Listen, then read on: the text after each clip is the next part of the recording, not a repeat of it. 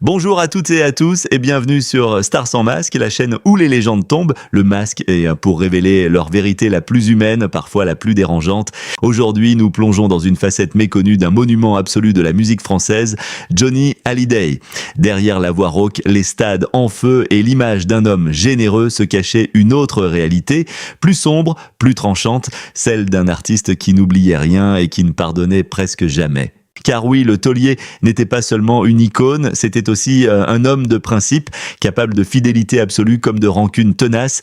Et après sa disparition, ce sont ses proches eux-mêmes qui ont levé le voile sur ces conflits longtemps restés dans l'ombre. Ce que l'on découvre aujourd'hui, c'est un Johnny profondément attaché à une certaine idée du métier. Une vision presque sacrée de la scène, du respect, de la loyauté. Et lorsque ces valeurs étaient, selon lui, trahies, la fracture devenait irréversible. Premier choc, Claude François. Entre les deux géants, la rivalité dépassait largement le cadre artistique. Elle touchait à l'intime, à la manière d'être. Johnny y voyait en Clo-Clo un perfectionniste poussé à l'extrême, parfois au détriment de l'humain. Là où lui revendiquait une relation fraternelle avec ses musiciens, il dénonçait chez son rival une autorité qu'il jugeait brutale, une tension qui explose un soir dans un club parisien. Les mots fusent, violents, irréparables, et dès lors, plus aucun retour en arrière.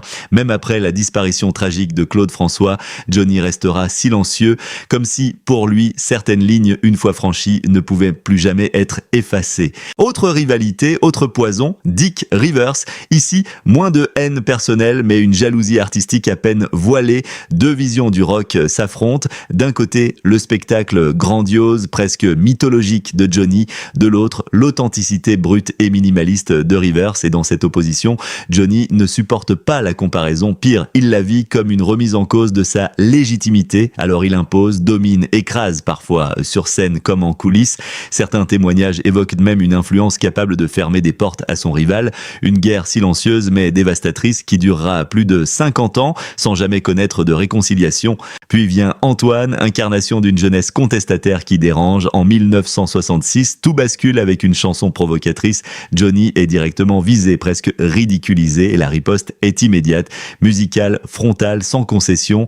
Mais derrière ce duel médiatique, il y a bien plus qu'un simple clash. Il y a le choc de deux époques. Johnny, bâtisseur d'un empire, face à une génération qui veut tout renverser. Ce conflit le touche profondément, presque viscéralement, car pour lui, ce n'est pas seulement son image qu'on attaque, c'est tout ce qu'il a construit à la force des points et du talent. Enfin, peut-être la blessure la plus intime, Michel Sardou. Ici, il ne s'agit plus de rivalité, mais de trahison ressentie. Les deux hommes ont été proches, complices même, et pourtant, quelque chose s'est brisé. Définitivement, les raisons exactes restent floues, mais les conséquences sont claires. Une rupture froide, sans retour.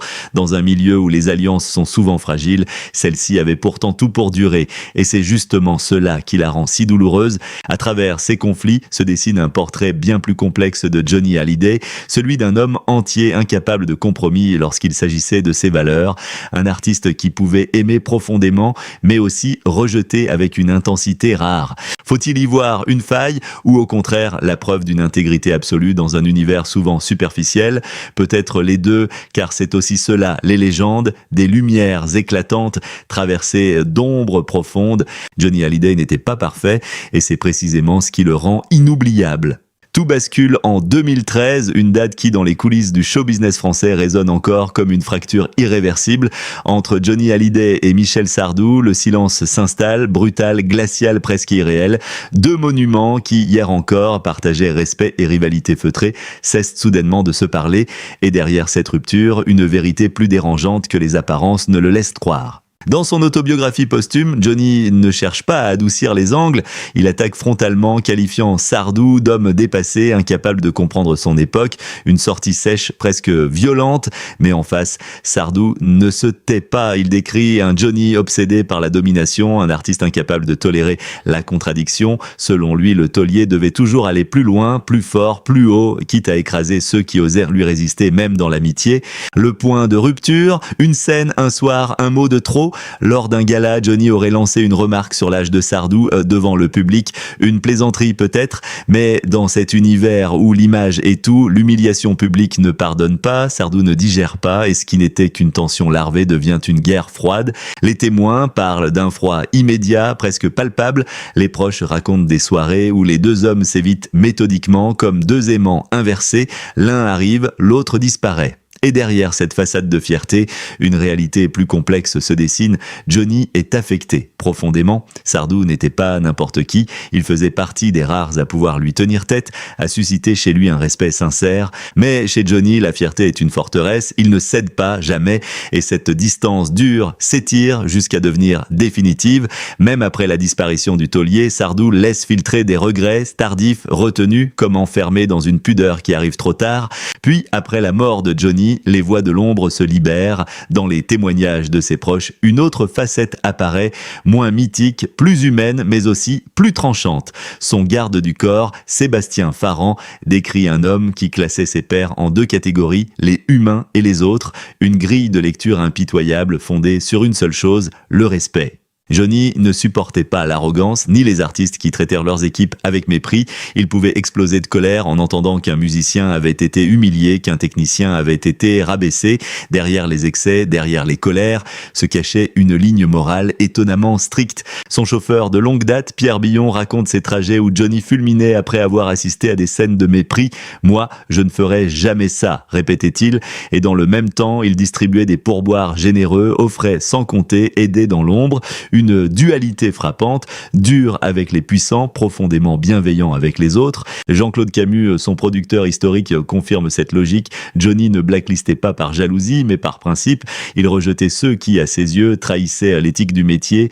L'hypocrisie, les faux-semblants, les attitudes de diva, tout cela était pour lui impardonnable. Et c'est peut-être là que se cache la clé de ses conflits les plus mystérieux, comme celui avec Jean-Jacques Goldman. Une rupture silencieuse, presque incompréhensible pour le grand public.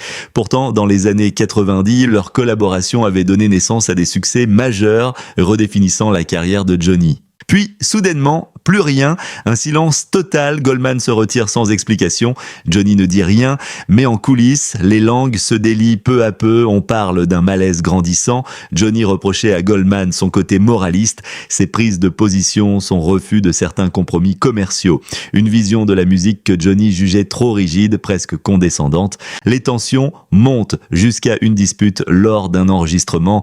Goldman aurait critiqué ses choix artistiques. Pour Johnny, habitué à l'admiration, cette remise en question est inacceptable et une fois encore, la fierté prend le dessus. 10 ans de silence, deux géants qui s'ignorent, deux visions irréconciliables et au milieu une question qui demeure, combien de chefs-d'œuvre ont été sacrifiés dans ce duel d'ego? Au fond, ces rivalités ne sont pas de simples querelles d'artistes, elles dessinent le portrait d'un homme complexe, presque contradictoire. Johnny Hallyday n'était ni un tyran ni un saint, il était un homme de principe, parfois inflexible, souvent excessif. Il pouvait aimer sans mesure, mais il pouvait aussi rompre définitivement. Chez lui, le respect n'était pas une option, c'était une règle sacrée. Et quiconque la transgressait, même une seule fois, risquait de disparaître de son univers. Ces conflits ont façonné sa légende autant que ses chansons. Ils expliquent en ses choix, ses silences, ses refus. Ils racontent aussi, en creux, une certaine idée de l'honneur dans un milieu où tout est souvent calculé. Mais une question persiste, troublante. Combien de secrets Johnny a-t-il emporté avec lui? Combien de rancunes, de blessures, de vérités inavouées dorment encore dans l'ombre? Sa disparition a libéré certaines paroles, mais elle a aussi figé à jamais ses conflits. Aucune réconciliation ne sera plus possible. Et dans cette histoire, il ne reste qu'un constat presque mélancolique. Même les légendes ne savent pas toujours pardonner. Johnny Hallyday, un roi du rock, mais surtout un homme qui pouvait tout accepter, sauf ce qu'il considérait comme une trahison de l'âme artistique. Merci d'avoir regardé cette plongée sans filtre dans la vie du taulier. Si vous aimez découvrir l'envers du décor des plus grandes stars, abonnez-vous à Stars sans masque, là où chaque vérité mérite d'être racontée.